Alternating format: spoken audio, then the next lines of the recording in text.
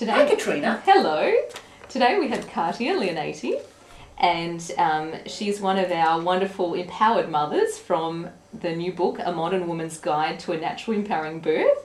And today we're going to meet her and find out a little bit more about her experience and why did she have such a positive experience that led to her being in the book in the first place. Secret motherhood business. That's right.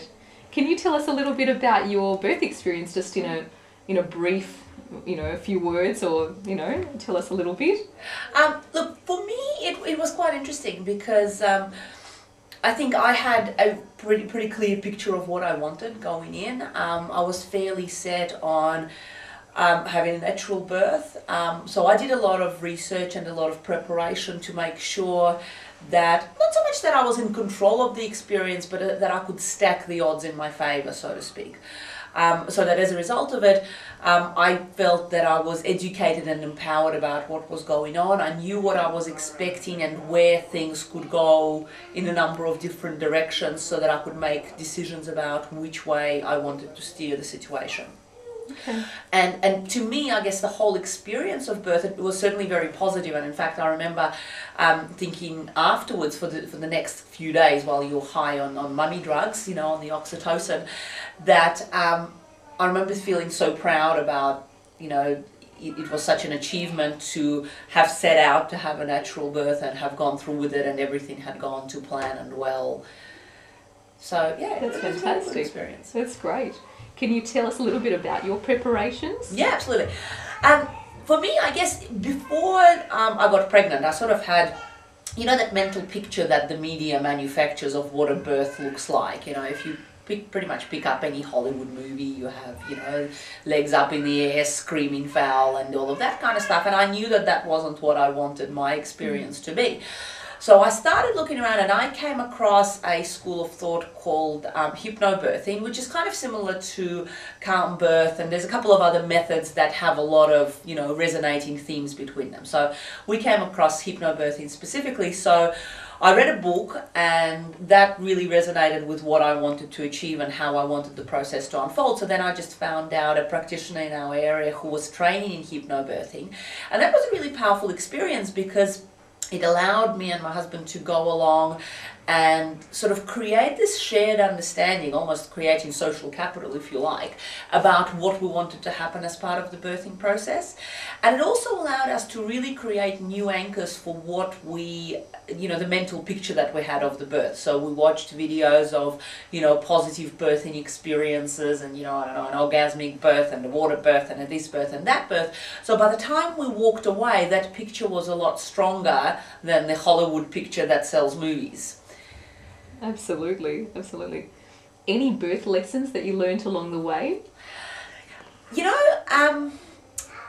I think for me there were two lessons, of which one was kind of reinforcing my own belief and preparation. One of the things that I feel very strongly about is, that we had doula come along with us, and I knew myself well enough to know that I would be concerned about, is my husband coping and does he know what he's supposed to do, and is he advocating on my behalf in the way that I am happy with, because he's not of medical background and training. And I wanted to make sure that that wasn't a concern that would be in my head. I could just relax and get into my birthing body and get on with doing what I was there to do. So as a result of it, I found a lady who was a doula, and she just happened to have been trained as a midwife originally, so she understood the system within which we were operating, but she also understood my needs really clearly, and she was trained in hypnobirthing. So she answered, she ticked all the boxes for us, so that was perfect. So that was one of the lessons, because from there I could relax. At one point apparently my husband went out and had dinner for about half an hour across the road at a cafe.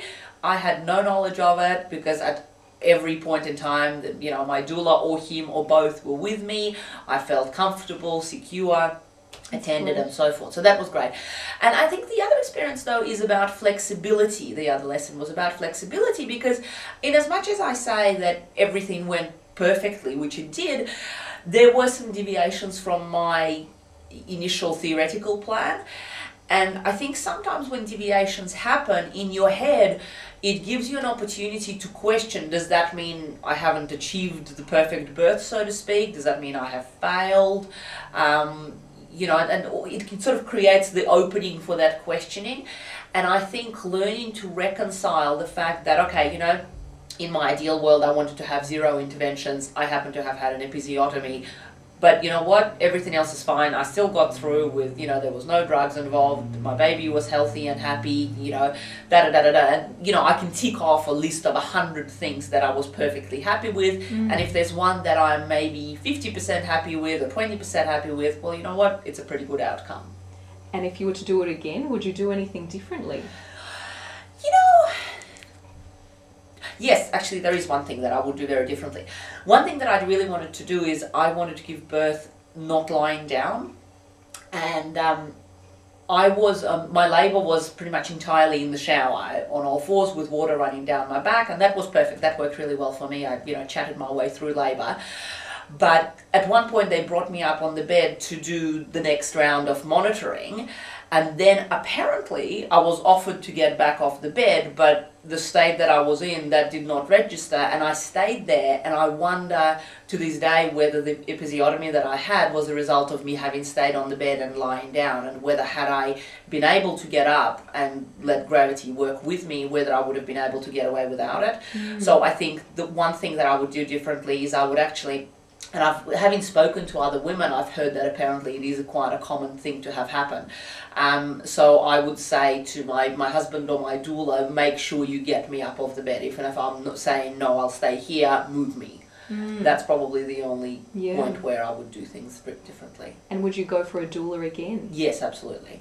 Yeah, for me, it's a no-brainer. You know, it was such a valuable support, both in the lead up during the birth and in the days immediately after birth, because she came to visit us. That absolutely, yeah. Fantastic. Did you have any fear before going in to birth your baby? You know, I didn't have any fear before going into birth, but I did have fear when I first got pregnant. There was that moment in my head of, oh my God, what does this mean? Can I do this? How do I get through it all? And, you know, and my life is going to be completely different. You know, all of that stuff that comes up when there are major life-changing events taking place. So, and how did you deal with it? Well, for me, this is where hypnobirthing was great, you know, because as well as the book, we actually also got a CD of a number of hypnotic tracks, and I listened to them. You know, there was a suggested schedule. You listen to these 3 tracks on the Monday and these tracks on the Tuesday.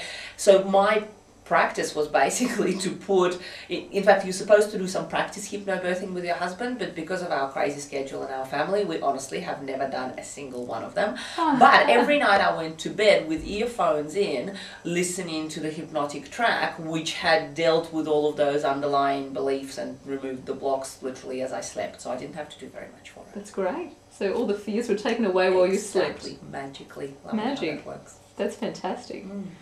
And what would you say to a first-time mother-to-be who's watching this, who is still fearful or still stuck with that Hollywood image of what birthing is really like? What can you tell them?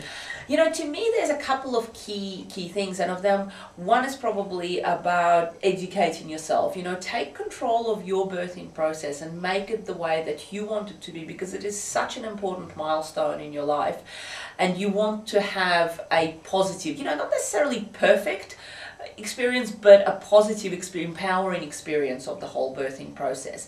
It's a time to really cherish, because you get bonded with your, you know, with your partner, with your family. If you already have kids in your family, it's a magical time. So you certainly want to make the most of it. And for me, the way to have that experience is to educate yourself. So reading books like yours, Katrina, and certainly just reading outside, you know, and questioning the dogma that the mainstream system of doctors and nurses might present you with. So thinking for yourself a little bit. Absolutely, and just finding what's right for you. You know, in saying that I loved hypnobirthing, it also doesn't mean that it's going to be right for you or the next person. It's about finding what works for you personally. Somebody loves water birth. You know, for me, I read about water birth and I went, yeah, you know what, it's great, but it's not my thing. But then again, I'm a fire sign, so I'm not about water. You know, for somebody else, lotus birth makes perfect sense. For me, you know what, it just wasn't quite my thing. And don't allow anybody to make things right or wrong. I think it's about creating your own personal environment that resonates with your family. Now, you had a hospital birth, didn't you? Yes, I did. So can you say that you can have a positive experience within a hospital? Absolutely, but again, you need to research. You need to research the doctor that, if you are in the private system, you need to research the obstetrician that you're with. What do they specialize in? I specifically wanted to have a female doctor who would understand what a woman is going through. Now, for me, it was relevant. For somebody else, it might not be. I think for me also, bringing doula who advocated on my behalf while she understood the hospital system was very powerful. I felt that I really didn't want to be in the hospital until the latest possible moment. And this is where having her along was such a powerful thing, because I knew that if it was my husband and I would be in that whole, second guessing yourselves, do we have to go now, how close are we now, how close are we now? By having her along, we took that responsibility of us, because she understood the birthing process a lot better and was able to make an educated decision about, okay, now is the time to go. So she was at your house before you went in? That's right. So we were at home for most of my labour. In fact, we were in the hospital only for the last 3 hours or so before my son was born. And when we arrived there, in fact, they kind of looked at me funny, because I arrived in there smiling. I had to hold on to things from time to time, but I wasn't screaming and carrying on. But I think there is more and more acceptance now within the hospital system that, not everybody comes in screaming like in a Hollywood movie. And, there are a lot of women who are gaining control of their birthing process. That's fantastic. It sounds like a very empowered experience. It was. But you know what I also have to say, because sometimes I think hospitals get a really bad rap. People say, oh, they just want to get you onto the production line, and, they're clocking on, they're clocking off, and all of that kind of stuff. And to be honest, in my experience, that was not the case at all. I found the staff in the hospital to be very supportive. There was very much consistency in terms of having the same people. In fact, there was one lady who was due to clock off, and later I found out that she stayed back an extra, 40 minutes or something, because she could see that we were coming into a fairly, crucial point in the whole process. And she said, you know what, instead of handing over the shift, I'll just hang back an extra, however long it takes. But it was clear that the baby was going to be out in the next hour, so, she made that decision. So I had a really good experience from that. That's amazing. Yeah. Thank you so much for sharing. My pleasure, my pleasure. Okay.